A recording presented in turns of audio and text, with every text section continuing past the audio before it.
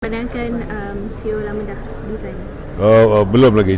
Itu perkara dalaman Felda dan SGB.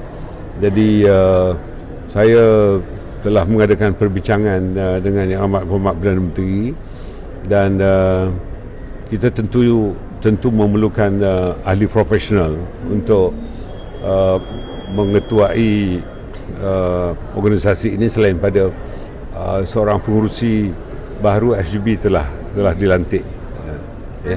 Agaknya bila akan the timeline untuk umumkan profesional? Sebaik mungkin apabila kekosongan itu berlaku, maka ada penggantian lah supaya tidak ada lompang yang lama.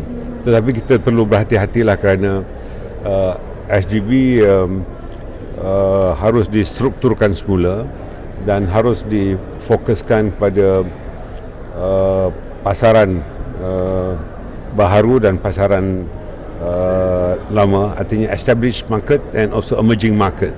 Ini perlu dilakukan dan saya akan membantu Yang Amat Berhormat Perdana Menteri untuk memperkukuhkan bukan saja FGB tetapi Felda, kerana ada beberapa masalah tertentu yang harus dibantu oleh pihak kerajaan untuk menyelesaikan masalah dalaman.